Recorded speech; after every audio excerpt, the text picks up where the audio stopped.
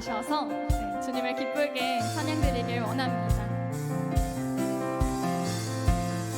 예수 주 승리하신 예수 주 승리하신 찬양해 예수 주 사랑 놀라와 예수 자유 주심 기뻐해 예수 생명을 주셨네 예수 주 승리하신 예수 주 승리하신 찬양해 예수 주 사랑 놀라와 예수 자유 주심 기뻐해 예수 생명을 주셨네 구원의 주님 구원의 주님 자유케 하셨네 모든 죄의 멍에를 주가 깨뜨리셨네 기뻐해 우리 기뻐해 승리의 주님 우리 마음 주께 향하네 예수 주 승리하신 예수 주 승리하신 찬양해 예수 주 사랑 놀라와 예수 자유 주심 기뻐해 예수 생명을 주셨네 주님의 성령 내 안에 계시니 주님의 성령 내 안에 계시니 담대히 주께 나가 담력을 얻었네 주인 제 안에서 문제는 사라져 우리 마음 주께 나가네 예수 주 승리하신 찬양해 예수 주 사랑 놀라와 예수 자유 주심 기뻐해 예수 생명을 주셨네 다시 한번 고백합시다 주님의 성령 내 안에 계시니 주님의 성령 내 안에 계시니 담대히 주께 나가 담력을 얻었네 주인 제 안에서 문제는 사라져 우리 마음 주께 향하네 주 승리하심을 찬양합니다 예수 주 승리하신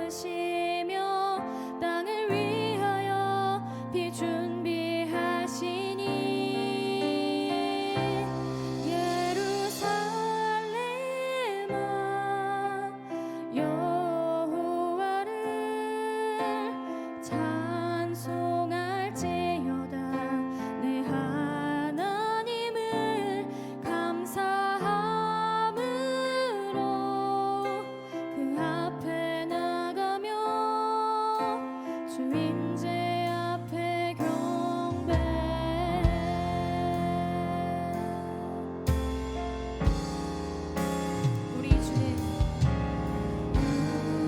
우리 주는 위대하며 능력이 많으시도다 그의 지혜로 군하며 인자는 영원하도다 상한 자들 고치시며 상한 자들 고치시며 상처를 싸매시도다 별들의 수를 세시며 이름을 붙이셨도다 그가 구름으로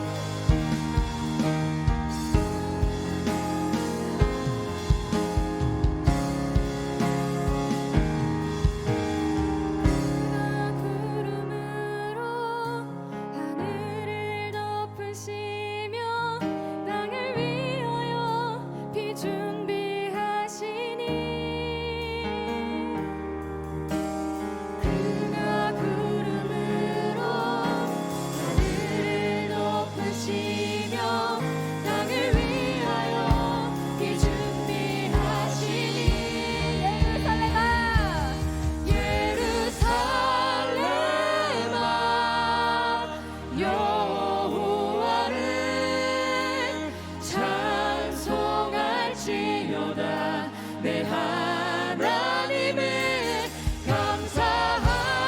감사함으로 그 앞에 나가며 주임제 앞에 경배해.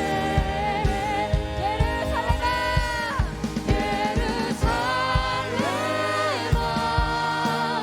여호와를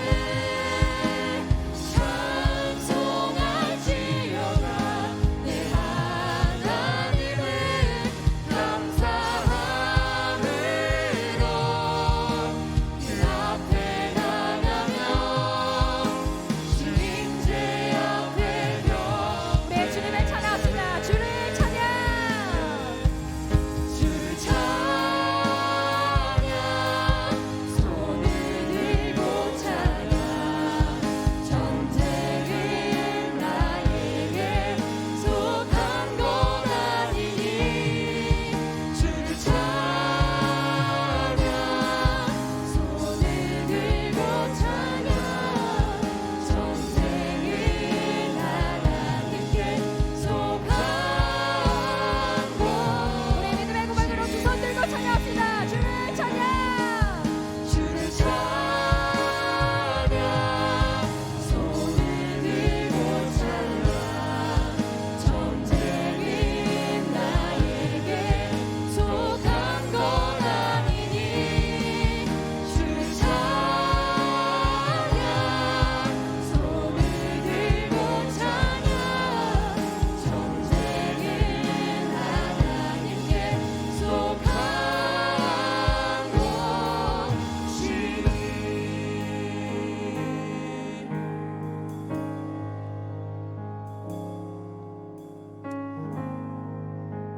그가 구름으로 하늘을 덮으시며 땅을 위하여서 비를 준비하셨습니다.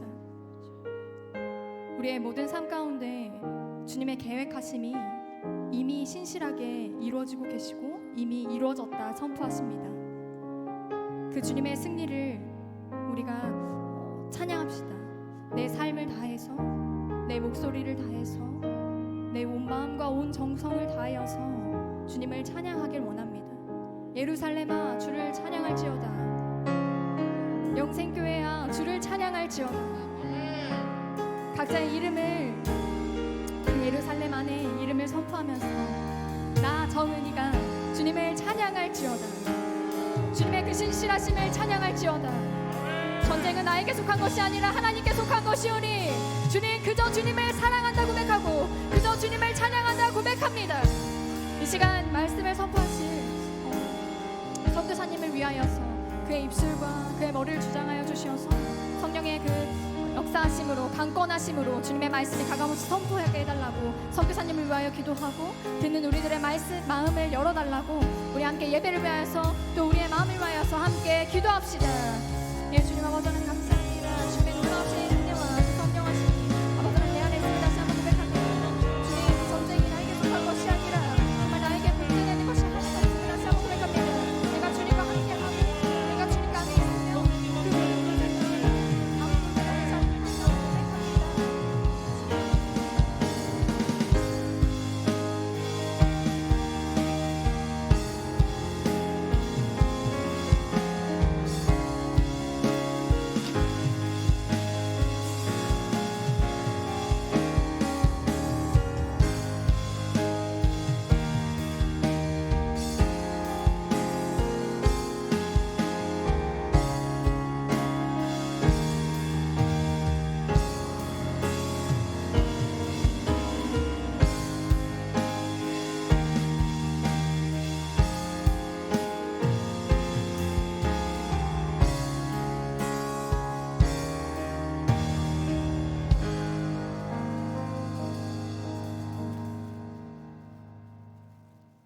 우리의 모든 것이 되신 하나님 아버지, 말씀으로 우리를 새롭게 하시고 말할 수 없는 사랑과 은혜를 베풀어 주심에 감사드립니다.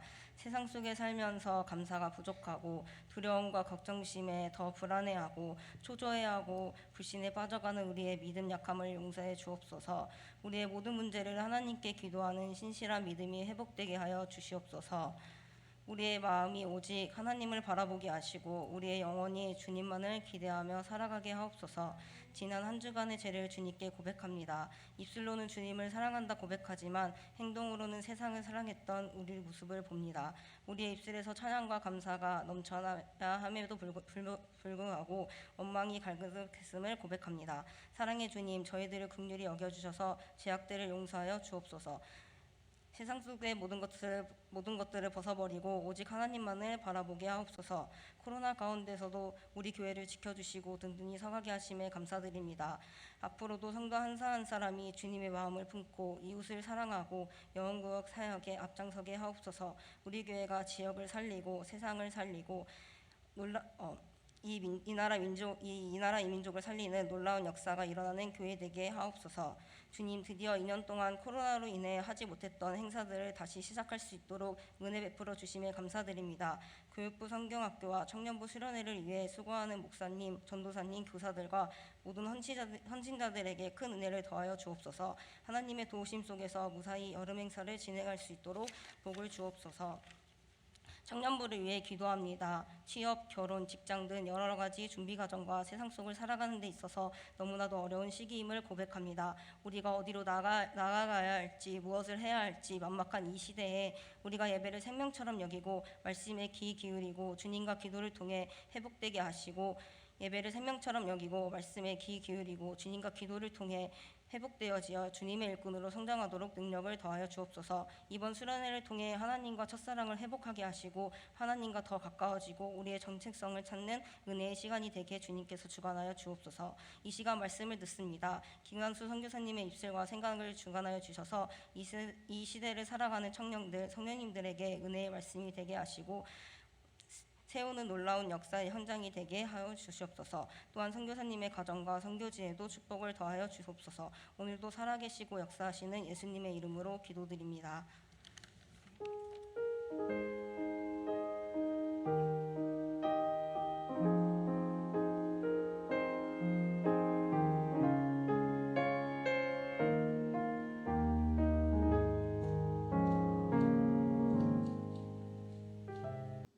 오늘 우리에게 주시는 하나님의 말씀은 구약성경 사무엘상 18장 6절부터 9절까지의 말씀입니다.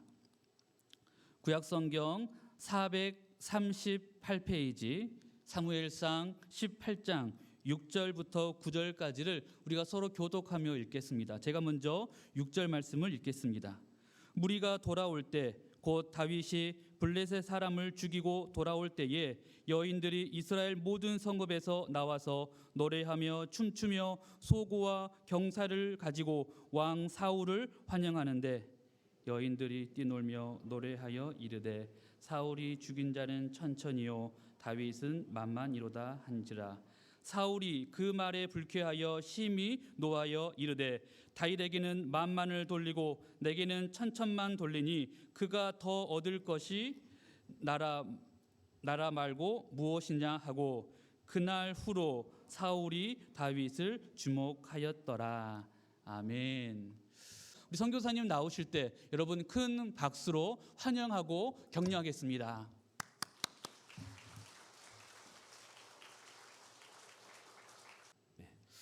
이제 오늘 본문의 말씀을 가지고 함께 이렇게 훈련하신다고 라고 하는 제목을 가지고 말씀을 좀 나누도록 하겠습니다.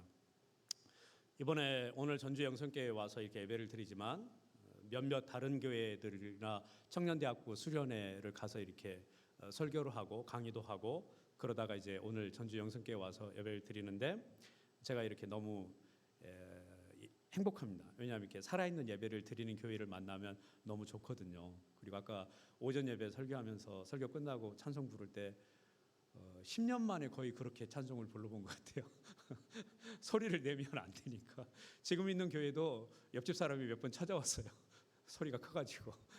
그래서 그렇게 불러본 적이 없어요.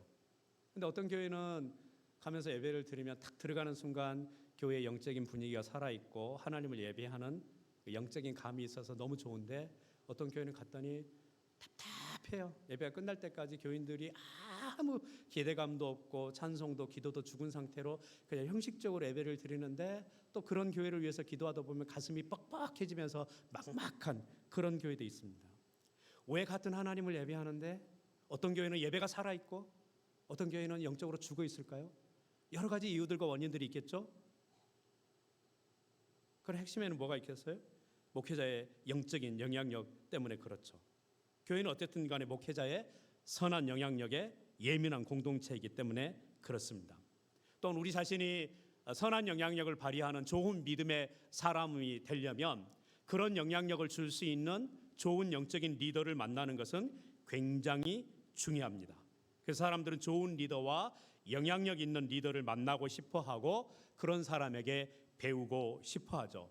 그런데 성경을 보면 하나님께서 선택한 사람들, 그리고 선택해서 사용하려고 하는 그 사람들을 훈련시키는 방법을 보면 이해가 안 돼요. 왜냐하면 한마디로 말도 안 되는 방법을 쓰기 때문에 그렇습니다.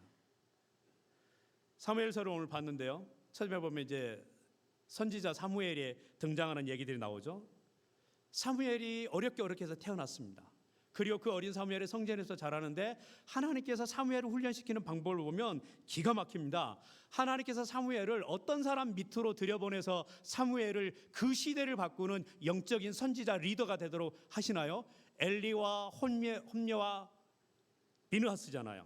엘리는 무능하고 무책임한 제사장이었죠. 그의 엘리의 두 아들 홈녀와 비느하스는 어때요? 온 나라 사람들이 다 아는 나쁜 짓 하는 못된 놈들이었잖아요. 이들은 제사장인데도 하나님의 말씀을 무시하고 하나님의 말씀을 무겁게 받아들이는 영적인 감각이 죽어있는 사람들이었습니다. 이런 사람들에게 뭘 배우겠어요? 이런 목사 밑에 가면 뭘 배우겠어요? 걱정되죠. 말도 안 되죠. 그런데 하나님은 사무엘을 그런 사람들 밑에 넣으셔서 놀라운 일을 하도록 훈련을 시키셨다라고 하는 거죠. 하나님은 택한 사람을 훈련시키실 때 그 주변에 잡스런 사람들을 두십니다. 나쁜 생각을 하고요, 나쁜 행동을 하는 사람들 사이에 넣으십니다. 생각 있는 부모라면 절대 그런 사람 밑에 넣지 않을 거예요. 만일에 여러분 중에 누군가가 자식을 위해서 저에게 목사님, 내 아이가 이런데 아이가 좀 잘 자랐으면 좋겠고 믿음의 장부가 되었으면 좋겠습니다. 그러면서 사람을 좀 소개시켜 주시죠 라고 했는데 제가 엘리와 홈니와 비느하스를 소개해 줬다면 그분하고 저하고는 더 이상 이제 볼 일이 없겠죠. 그런데 하나님은 사무엘을 그런 사람 밑에 넣어서 시대의 영적인 물줄기를 바꾸는 선지자로 훈련시키셨다고요. 이런 잡스러운 사람 주변에 우리를 놔두신다는 거죠. 우리를 다듬으시기 위해서 그런 사람들을 우리 주변에 두십니다.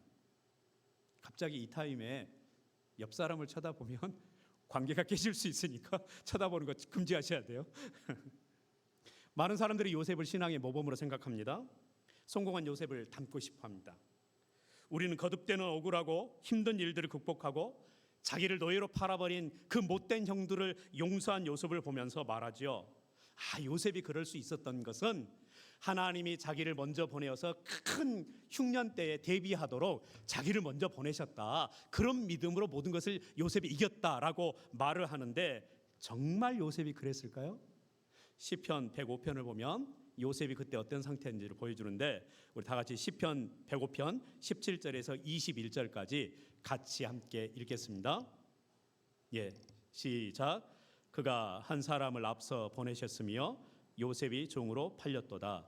그의 발은 착고를 차고 그의 몸은 쇠사슬에 매였으니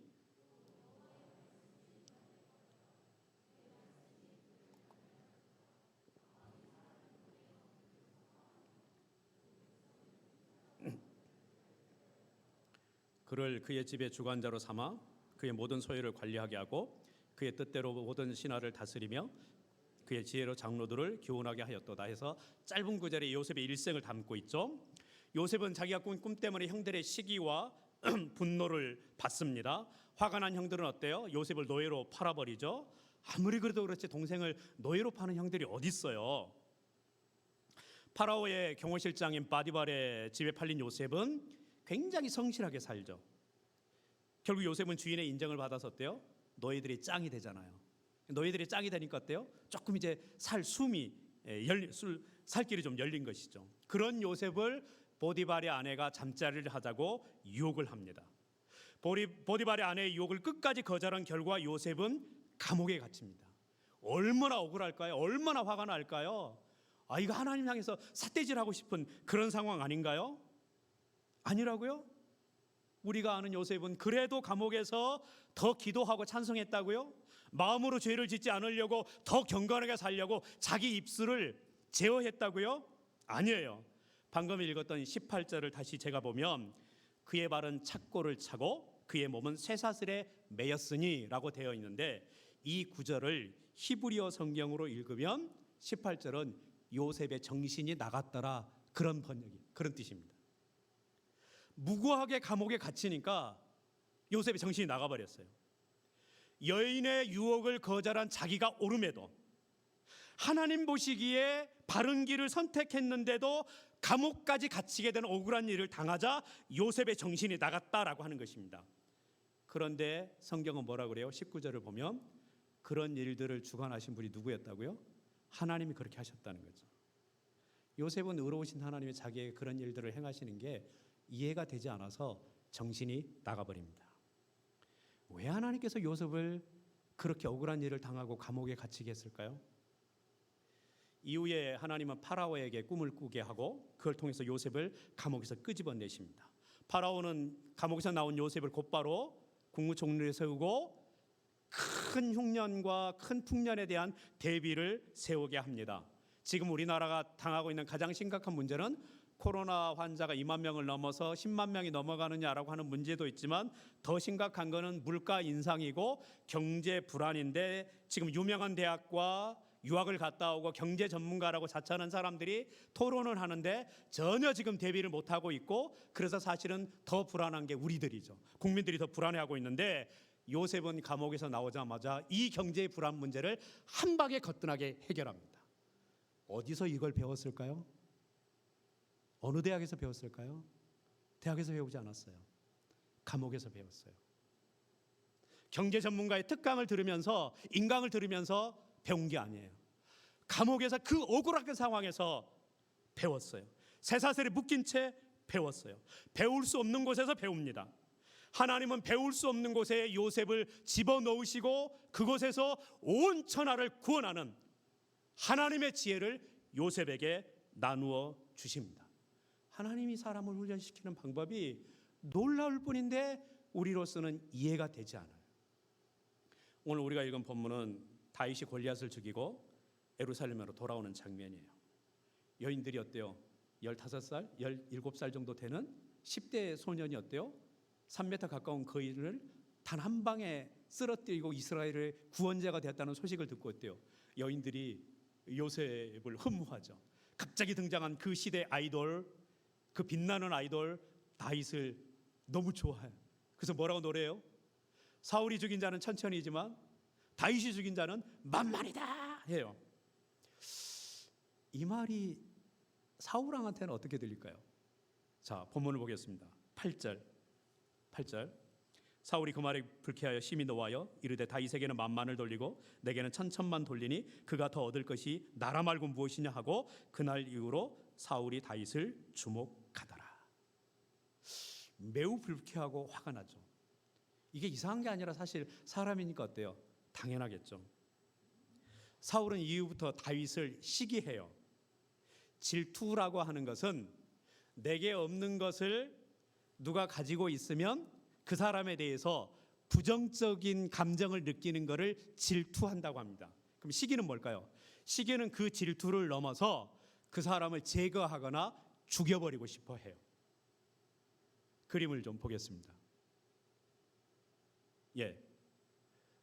사울이 악기가 들렸을 때 다윗이 어때요? 수금을 타서 음악치료를 하죠. 그때 사울이 어때요? 다윗을 죽이려고 창을 2번이나 던지지 않았습니까? 화가들이 지금 그 장면을 이렇게 그림을 그렸습니다. 네, 됐습니다. 사울은 국정원을 동원해서 다윗이 숨은 곳을 알아내고 특수부대를 보내서 다윗을 암살하려고도 했죠. 또 어떻게 해요?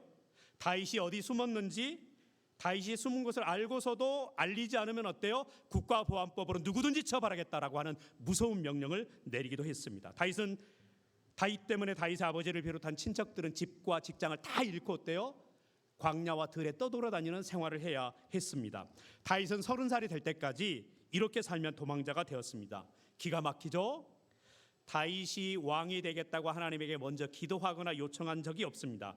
하나님이 먼저 다윗을 선택하시고 그에게 기름을 부으시고는 다윗을 실컷 고생하게 하십니다.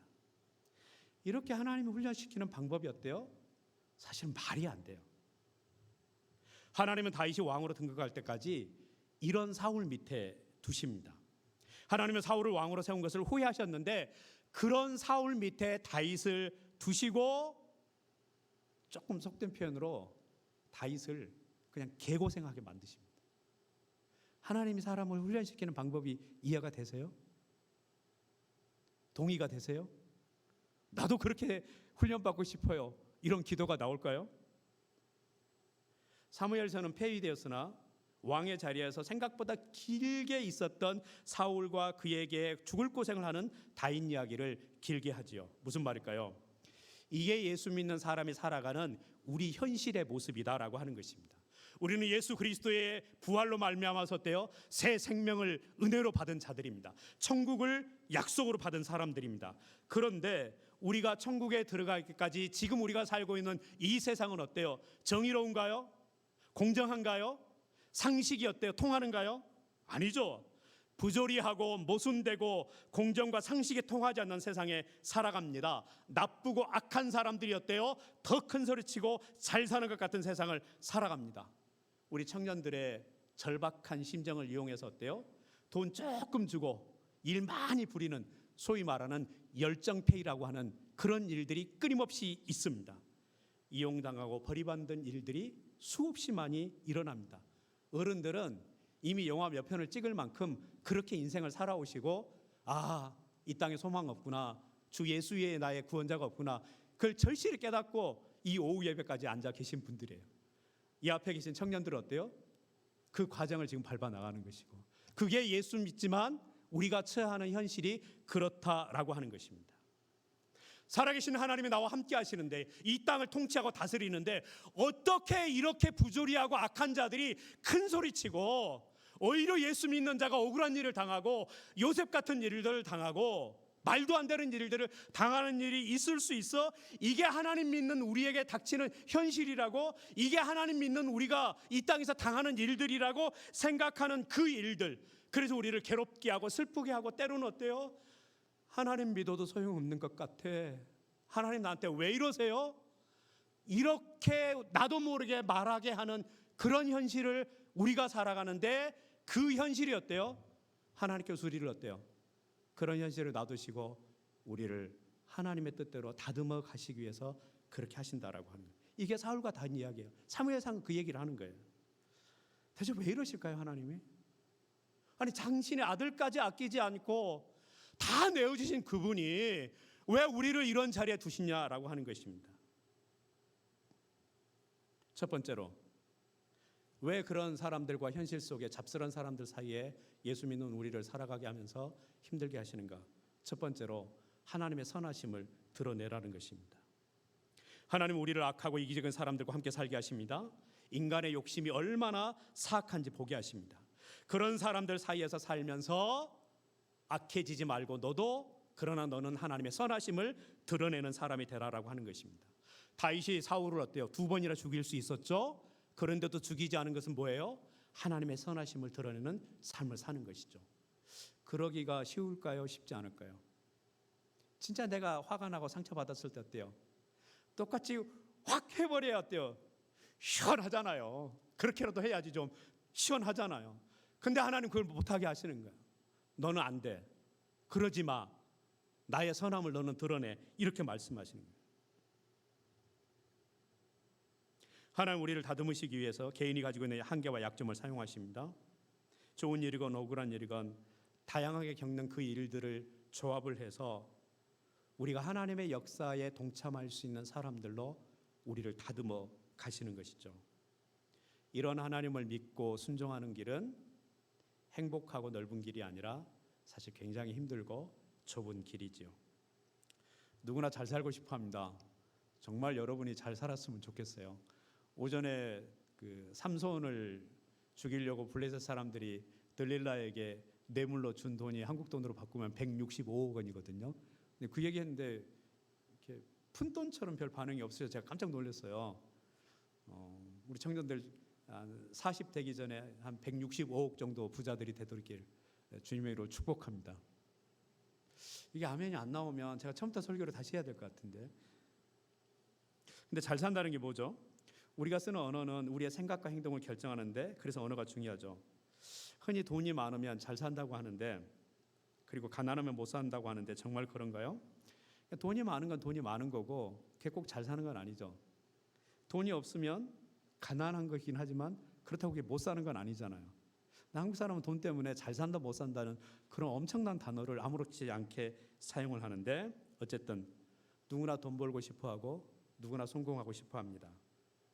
이 세상에서. 그런데 하나님은 그거 중요합니다. 그런데 우리에게 돈 버는 것에 인생의 목적을 두지 말고 하나님의 선하심을 드러내는 이 시대의 기독 청년들이 되라는 것을 요구하시는 것이죠. 그런데 그런 사람이 되려고 어떻게 해요? 주변에 나쁜 사람들을 두신다는 거예요. 그러면 사실 어떻게 돼요? 같이 나빠지기가 쉽죠. 그런데 그러지 말라는 것이에요. 하나님은 잘못된 권력자, 실패한 권력자 사울 아래 다윗을 두십니다. 이게 잘못된 불의한 현실 권력자와 나쁘게 마음 쓰는 사람들 아래서 살아야 하는 신자의 아픔이죠. 다윗은 그런 현실에서 어때요? 하나님의 선하심을 드러내는 사람으로 선택받은 거죠. 오늘 우리가 어때요? 또 그런 선택을 받은 것입니다. 하나님은 우리가 불의한 현실을 바꿀 수 없다는 것을 아시지만, 그렇다고 체념하거나 포기하거나 세상을 닮아가는 사람이 되지 아니하고 그런 상태에서 어때요? 하나님의 선하심을 드러내어서 하나님을 기쁘게 하는 사람이 되라라고 하는 것입니다. 세계적인 기업의 구글이라는 회사가 있죠. 그 구글의 사운이 Don't be evil, 악해지지 말자라고 하는 그 사운만 해도 대단한 거예요. 그런데 하나님은 우리에게 이 세상을 살면서 악해지지 않는 정도가 아니라 하나님의 선하심을 드러내는 그리스도인으로 살라고, 그게 우리에게 예수 그리스도를 구원자로 주신 이유라고 말씀하시는 것이죠. 자, 다윗이 자기 감정대로 하지 않고 하나님의 선하심을 드러내는 결정을 했어요. 그 이후에 그러면 다윗의 삶이 좀 순탄해지고 편안해졌을까요? 아니에요. 더 개고생해요. 사무엘상은 그래서 더 개고생하는 다윗의 이야기를 하는 것이고, 우리가 이 땅에서도 그래서 어렵게 살아가고 아프게 살아간다라고 하는 얘기예요. 그럼에도 불구하고 하나님은 더 고생하는 삶을 사느냐 덜 고생하는 삶을 사느냐, 그게 중요한 게 아니라 너는 나의 선하심을 드러내는 나의 자녀로 사느냐 그렇지 않느냐, 그걸 우리에게 요구하신다라고 하는 것입니다. 두 번째로 하나님께서 기가 막힌 훈련 방법을 이 시대에 우리 기독 청년들에게 주시는 이유는, 두 번째는 하나님의 뜻에 삶의 초점을 두라라고 하는 것입니다. 사울과 다윗을 비교하면 두 사람 삶의 모습이 어떨까요? 사실은 성경에 기록된 내용들을 보면 다윗이 훨씬 더 나쁜 짓 많이 해요. 아주 비열한 방법으로 사람을 죽였잖아요. 남의 아내를 빼앗잖아요. 사울은 그렇게까지 나쁜 짓 안 해요. 물론 불순종을 했다는 심각한 문제가 있지만 도덕적인 문제는 그렇게 일으키지는 않아요. 사랑하는 여러분, 설교 시간이나 성경 공부 시간에는 하나님 말씀에 불순종한 것을 엄청나게 크게 다루지만, 솔직히 우리가 그냥 일상에서는 어때요?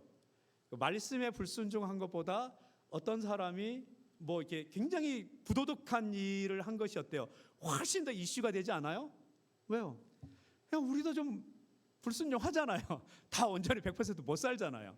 그런데 그 지도자가 도덕적으로 바르지 못하고 깨끗하지 못하면 참을 수가 없는 거잖아요. 그렇게 본다면 사실은 다윗이 훨씬 더 나쁘게 살았어요. 또 사울과 다윗을 비교하면, 다윗은 잘못했을 때마다 이상하게 하나님이 손을 내미셔서 회개하게 하시고 돌이키게 하시거든요. 근데 사울이 잘못하면 어때요? 막 혼내시고 회개할 기회도 주지 않으시는 것처럼 성경이 기록하고 있기 때문에 그래요. 왜 두 사람의 삶의 모습이 이렇게 나뉜 걸까요? 무엇이 두 사람의 삶을 이렇게 나눈 걸까요? 삶의 초점을 어디다 두고 살았느냐 때문에 그래요. 사울은 하나님이 주신 권력을 자기를 위해서 써요. 아말렉을 진멸하라는 했는데도 아말렉의 좋은 것들 어때요? 자기를 위해서 진멸하지 않아요. 사무엘이 내가 올 때까지 제사를 드리지 말고 다급해도 기다리라고 했는데도 안 오니까 어때요? 자기를 위해서 제사를 직접 드려버리죠. 사울은 항상 중요할 때 결정 기준이 자기한테 이익이 되냐 안 되냐였어요. 그런데 다윗은 어때요? 하나님이 무엇을 원하시냐, 어떻게 해야 하나님의 초점을 맞추고 선택하느냐, 여기에 맞춰서 살았다라고 하는 것입니다. 그것이 둘을 가릅니다. 그래서 그렇게 살았던 다윗을 하나님께서 뭐라 그러세요? 성경에 유일하게 그 사람에 대한 평가죠. 내 마음에 맞는 사람이라고 다윗을 평가하시죠. 제가 살고 있는 곳은 중국 우한인데 제가 우한에 갈 때까지 중국에 우한이라는 도시가 있는 줄 몰랐어요. 우한에 있는 봄날교회는, 제가 사역하는 교회는 어떤 선교사님에 의해서 설립이 됐는데 입당 예배를 드리고 나서 한 달 만에 그 선교사님이 신분이 노출이 되었습니다. 그래서 빨리 다른 도시로 옮기거나 아니면 추방당할 수 있는 상황인데, 근데 이분이 중국 내에서 후임자를 찾을 수 있을 줄 알았어요. 왜냐하면 25년 동안 계셨던 분이거든요. 그래서 이제 여기저기 연락을 해서 한 5-6분 정도가 후임자로 왔는데 그분들이 전부 다 자기는 이 교회에 절대 책임질 수 없다고, 자기 역량을 벗어난 일이라고 절대 못 가겠다고 했어요. 왜냐하면 그 교회가 주일학교 애들 4-5명 포함해서 교인이 14명 정도였는데 11조나 이런 거를 아는 한 교인이 없어요. 그냥 교회에서 밥 주니까 양심상 밥값은 내자 하는 식으로 헌금 내는 성도들이 10명이 이렇게 모여가지고 하는 교회니까 목사 생활비 당연히 못 주죠. 교회 월세요? 안 나오죠. 그러니까 누가 오면 어때요? 생활비 못 받는커녕 자기가 교회 월세까지 책임져야 되니까 그게 오는 게 쉽지 않거든요. 근데 그 교회의 초신자가 교인의 90%를 차지한다는 말을 들었어요. 만일 후임자가 오지 않으면 교회 문 닫고 이제 막 예수 믿기 시작한 사람들이 다시 세상으로 나가게 될 것 같은 상황이라는 말을 제가 이제 한국에 있을 때 들었어요. 아, 목사가 필요하구나. 선교사가 아니라 목사가 가서 목회를 해야 교회가 살고 안정이 되겠구나 생각이 들었어요. 그때가 2013년 2월 말경입니다. 그리고 기도했습니다. 아내랑 같이 기도 끝에 하나님이 가라는 말씀을 주셔서 기도로 또 응답해 주셔서 3주 후에 들어가겠다고 중국에 연락을 했습니다. 그리고 3주 동안 45년 동안 살았던 한국 생활 다 정리했습니다. 은행이고 뭐 관공사이고 다 정리하고 아이들 학교 다니는 서류들도 다 정신없이 했습니다. 그런데 우한으로 가겠다라고 전화한 날, 그날 제 통장을 봤더니 4인 가족이 이제 중국을 가야 되는데 통장에 40만 원밖에 없더라고요. 근데 그때 제가 우한에 가는 비행기 값이 얼마인지도 몰랐어요. 우한 가는 비행기 값이 한 명당 이렇게 한 40만 원 정도 들거든요. 그러니까 턱없이 부족한 돈이죠. 근데 나도 그건 알아요. 아, 이 돈 갖고는 우리 네 식구가 비행기를 못 한다는 거. 그 정도는 알아요. 제가 세상 물정을 몰라도. 그러면서 이제 기도했어요. 어떻게 하나 하다가 그날 저녁 기도했죠. 하나님, 통장에 40만 원 있는데 4명이 돌아올 수 있는 비행기는 아니고 일단 가기라도 해야 되는데 이 돈 갖고는 비행기값 못 살 것 같습니다. 돈 필요한데 내가 생각해 봤더니 내가 14년간 운전하고 다녔던 소형차 한 대 있는데 이 차 팔면 비행기 값이 필요할 것 같은데 나머지는 하나님께서 책임져 주십시오 하고 잤어요. 나중에 중국 가서 알았어요. 한 가족이 나라마다 도시마다 틀리는데 선교사를 가서 딱 가면 집부터 얻어야 되잖아요. 아이들 학교 보내야 되잖아요. 필요한 거 기본적으로 사야 되거든요. 생활 필요한 거. 그거 사는데 1,200만 원에서 1,500만 원 정도 필요해요. 중국 가서 1,500만 원 필요하다는 거 알았어요. 한국에 있을 때 몰랐어요. 가르쳐주는 사람도 없으니까. 그걸 초기 정착 비용이라고 그러는데 했어요. 근데 결정하고 나서 잤어요. 근데 그 다음 날부터 여기저기서 전화가 오기 시작하는 거예요. 목사님 어떻게 지내요? 오랫동안 못 봤는데 우리 만나서 차라도 한잔하고 식사할까요? 그래서 만났더니 최근에 어떻게 지내세요? 아, 이래가지고 하나님께서 우한으로 가라고 해요. 하셔서 3월 14일 날 가겠다고 중국에 전화했어요. 근데 아직 비행기 표는 못 샀어요. 그랬더니 그럼 파송교회는 어느 교회세요? 그랬더니 제가 그래도 좀 강남에서 큰 교회 부목사로 좀 있었거든요. 한때 잠깐 잘 나갈 때가 있었어요. 그래서 파송교회는요 그랬더니 없어요. 보내는 교회가 없어요? 예. 그럼 파송 단체는요? 없죠. 어떻게 하려고요? 그건 하나님 하십니다. 그때 저를 바라보는 표정이 지금 여러분하고 똑같아요. 약간 미쳤거나 이게 지금 좀 제정신이 아닌 것 같은, 저 굉장히 이성적인 사람인데 전혀 저를 이상하게 쳐다봤어요. 걱정돼서 어떻게 하시려고요? 하나님이 하나님 나라를 먼저 구하면 입고 먹고 쓸 거 책임지신다고 마태복음 6장에 약속하셔서 저는 그 말씀을 믿어요. 근데 저는 믿는데 그분이 저를 쳐다볼 때 안 믿어지는 거죠. 그렇게 3주 동안 어떤 사람도 만나고 뭐 했는데 어쨌든 차를 팔아야 비행기를 사잖아요. 이 차를 팔아야 되는데 누구한테 팔아야 그래도 좀 돈을 조금이라도 더 받을 수 있을까 생각하다가 충영교회에 계셨던 분 중에 강남에서 이제 그 현대자동차 대리점을 하는 그 집사님, 안수 집사님 계셔요. 전화해서 집사님 저도요. 그랬더니 이제 저를 아시고 무슨 일이세요? 그랬더니 나 중국으로 사역하고 가게 됐는데 돈이 없어서 이제 차를 팔아야 되는데 집사님 좀 사주세요. 그랬더니 그럼 가져오세요. 했더니 가지고 갔더니 차를 잠깐 쭉 보시더니 목사님 죄송해요. 이 차는 팔면 안 돼요. 왜요? 이 차는 폐차해야 돼요. 근데 목사님이 선교사로 가신다 그러니까 폐차 비용은 제가 부담하고 대신 목사님께 60만 원 드릴게요. 그런 거예요. 땡큐잖아요. 감사해요. 그랬죠. 그리고 나서 어때요? 대신 이 차가 오늘 좀 필요하니까 저녁 퇴근할 때 다시 갖다 줄게요. 좀 쓸게요. 그때 그건 목사님 마음대로 하세요. 했어요. 그리고 이제 다시 또 돌아다니면서 뭐 이런저런 일 보는데 오후 1시쯤 서울의 강북에서 강남으로 한강 다리를 건너서 쭉 넘어가는데 하나님이 그런 마음을 주셨어요. 차 팔지 마. 팔지 말라고요? 뭐지? 그냥 좀 더 갔어요. 한 30분이 있는데 똑같은 말씀을 주셨어요. 차 팔지 마라. 하나님 말씀이구나. 그리고 집사님 안수님 전화했어요. 집사님 저 차 안 팔 것 같아요. 못 팔아요. 목사님 괜찮아요. 목사님 편한 대로 하세요. 그 차가 어떻게 됐을까요? 비행기 타기 전날 전혀 모르는 사람이 혹시 이런 차를 갖고 계시죠? 예. 어떨 생각이세요? 팔고 싶어요. 그래요? 제가 살고 싶은데 차 봐도 돼요? 와서 보세요. 딱 보더니 그 사람이 바로 그랬어요. 120만 원 어떨까요? 콜 하는 거죠. 하나님 그런 식으로 해서 비행기 타기 전에 1,500만 원을 제 통장에 넣으셨어요. 그래서 부담됐어요. 갑자기 하나님 돈을 너무 많이 주시니까 그렇지 않겠어요? 그리고 그 돈이 왜 필요한지도 몰랐어요. 근데 저 이삿짐 컨테이너 비용 보내는데 400에서 500 들어갔죠. 중국 가서 월세 없고 뭐 이러고 하는데 1,500이 들어가더라고요. 딱 몇 달 만에 그 돈 다 없어졌어요. 가서 알았어요. 이래서 1,500 주셨구나. 그리고 지금까지 뭐 파송 교회도 없고 파송 단체도 없지만 오늘 아침에 장로님께서 저보고 그랬어요. 너무 건강해 보여서 좋으세요. 한 끼도 하나님 10년 동안 우리 가족들 굶게 하신 적이 없어요. 사랑하는 여러분, 새벽 이슬 같은 주의 청년된 여러분, 하나님 믿는 생활이 스릴 있지 않아요? 난 재밌어요. 기가 막혀요. 기가 막힌데 기대되는 기가 막힘이에요. 답답한 기가 막힘이 아니에요. 하나님께 초점을 맞추면 하나님 우리의 삶을 책임지십니다.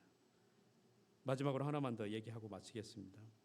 북한 선교를 하는 분에게 어느 날 성도 65명이 수용소로 끌려갈 형편이니까 북한을 탈출할 수 있도록 도와달라는 연락이 왔습니다. 그 65명 중에 가장 큰 어른은 79세 된 할아버지였습니다. 왜 북한에서 나오고 싶어 하세요? 찬송 마음껏 부르다가 죽고 싶어서요. 그 말 한마디가 가슴에 박혀서 이분이 그들을 탈출을 도와주기로 했어요. 자, 65명을 북한에서 빼내서 중국을 통해 가지고 미얀마든지 태국이든지 어디를 통해서 한국으로 데려오는 거는 일단 지금으로는 한 명 한국으로 데려오는데 2천만 원에서 3천만 원 들 거예요. 적게. 자, 65명이라니까요. 근데 제일 중요한 거는 공안의 눈을 피해서 그 오랜 기간 안전하게 이들을 숨기면서 먹이면서 데려와야 되는 거거든요. 막 비용 어떻게 마련하고 어느 길로 어느 산을 넘어야 되고 막 복잡한 생각이 드는데 어쨌든 만났어요. 도와드리겠습니다 했어요. 그래 도와드리겠다는데 이 79세 된 할아버지가 뜻밖의 얘기를 하는 거예요. 잠깐만요.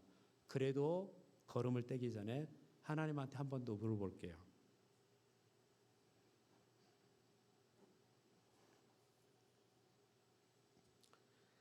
그리고 울타리 밖으로 이분이 나가시고 한 10분 정도 있다가 79세 된 할아버지가 돌아오셨는데 눈물을 울고 계셨어요. 하나님, 미국에서 온 목사가 우리를 도와주겠다고 하는데 따라갈까요? 근데 하나님이 내가 능력이 없어서 너희를 북한에서 못 꺼내는 줄 알아? 내가 힘이 없어서 너희를 책임 못 지는 줄 알아? 그렇게 응답하셨다고 얘기하는 거예요. 목사님, 매 맞는 것도 하나님의 뜻이랍니다. 굶는 것도 하나님의 목적이랍니다.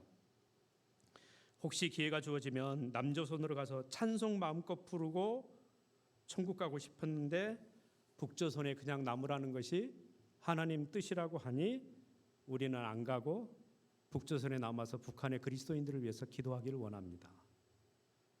그러면서 이 할아버지가 공안에 오니까 빨리 피하시라고 하는 거예요. 이분이 너무 안타까우니까 그러지 말고 저를 따라서 가시면 어때요? 알지, 나도 자유가 뭔지. 나도 어릴 때 교회 정을 쳐봤고 성가대를 해봤고 주일학교 교사를 해봤으니까 마음껏 신앙생활하는 게 얼마나 행복한 것인지 아는데, 하나님이 북조선에 남으라는데 하나님이 말씀하는데 어떻게 옮길 수 있냐고. 목사님은 이분의 결심이 굳은 것을 알고 무릎을 꿇고 할아버지의 구멍 뚫린 낡은 신발에 입을 맞추고 울었습니다. 그리고 주머니에서 돈을 꺼내서 이제 드렸죠. 그리고 안녕히 계세요 하고 인사를 했더니 그렇게 점잖던 노인의 목소리가 확 바뀌면서 무슨 인사가 그래? 천국에서 만납시다. 그리고는 탁 뒤돌아서는 것이죠. 돌아서는 할아버지 쪽에서 소리가 점점점 작아지지만 또렷하게 들렸습니다. 누가 우리를 그리스도의 사랑에서 끊으리요? 환난이나 기근이나 박해나 굶주림이나 위협이나 가리라. 하나님께 초점을 맞추고 사는 사람은 이렇게 살고요. 그럼 하나님이 책임지세요. 돈 버는 것에 인생의 목적을 모두가 다 두고 사는 세상에 우리는 살고 있어요. 필요하죠. 그러나 하나님은 돈 버는 것 그게 아니고 악해지지 않는 것 그게 아니랄때요. 하나님의 선하심을 드러내는 하나님의 자녀로 삶의 초점을 하나님께 두고 그분이 원하시는 대로 살아서 하나님이 살아계시다. 하나님은 하나님을 의지하는 자를 책임지신다. 그러므로 하나님은 살아계신다. 이걸 보여주는 이 땅의 그리스도인이 누구냐를 찾는다는 것이죠. 그러기 위해서 거친 사람들 주변을 두셔서 우리를 훈련하시고 절대 자기를 비롯해서 누구도 의지하지 않고 주 예수 그리스도만 의지하며 사는 사람이 되기를 바라신다라고 하는 것입니다. 이 시대 다윗이 되어 하나님이 욕먹고 그리스도의 핏값으로 사신 교회가 욕을 먹고 있는 이 시대에 우리는 주의 이름을 빛나게 하는 그리스도인으로 살았으면 좋겠습니다. 기도합시다. 하나님, 우리는 아무것도 아닌데 예수 그리스도를 우리에게 보내주시고 그분의 죽음으로 우리가 새 생명을 얻은 줄, 그 놀라운 은혜를 얻은 줄 믿습니다. 감사합니다.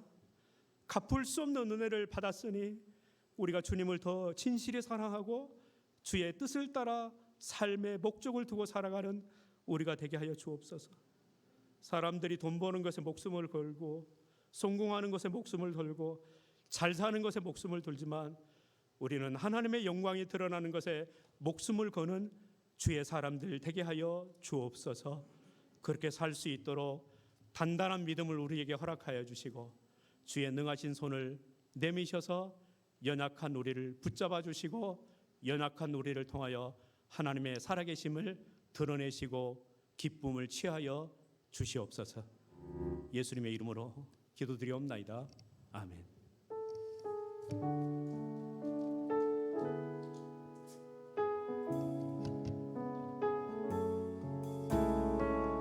우리 시간 마음을 모아서 함께 찬양합니다. 주가 일하시네. 나의 저물어 갈 때 힘들에서 걸을 때 그때가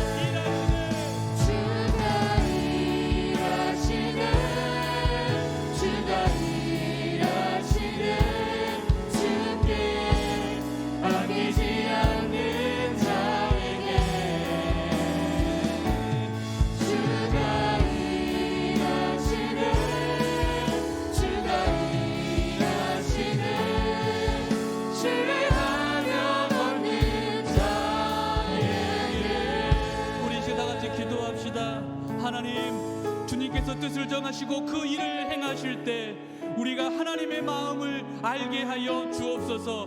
하나님의 선하심을 깨닫게 하여 주옵시고 오직 하나님의 뜻에 우리의 삶의 초점을 맞추는 하나님의 사람들 되게 하여 주옵소서.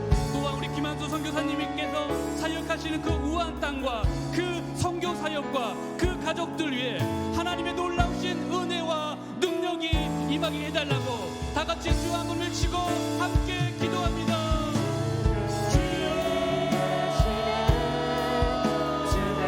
하나님 아버지 감사합니다. 오늘도 우리에게 귀한 말씀을 주셨는데 이제 그 말씀을 통해 다시 한번 우리의 삶을 아버지 앞에 엎드려 정하게 하여 주옵소서. 주님께서 이미 아버지께서 뜻을 정하시고 그 일을 행하여 나가실 때에 하나님 우리가 주의 마음을 알게 하여 주시고 하나님의 그 선하심을 깨닫게 하여 주옵소서. 하나님께서 일하시면 그곳에서 우리가 순종하며 아버지의 길을 걸어가는 우리 모두가 되게 하여 주옵소서. 하나님 그 나를 통하여 하나님의 뜻에 우리의 삶의 초점을 맞추는 하나님의 거룩한 백성들 우리 청년들 되게 하여 주옵소서. 또 김한수 선교사님 아버지 일하시는 그 우한 땅에 하나님의 은혜와 능력이 임하게 하여 주시고 그 땅에 하나님의 눈물을 임하게 하여 주셔서 하나님 그 땅을 기도하며 구원하며 헌신하는 하나님의 사람들이 일어나게 하여 주옵소서. 우리 선교사님 사는 가운데 아버지께서 은혜와 능력을 더하여 주시고 특별히 그 사는 가운데 우리 가족들에게 아버지 하나님 하늘의 문을 열어주시고 하나님 뜻을 이루시는 하나님의 사람을 되게 하여 주옵소서.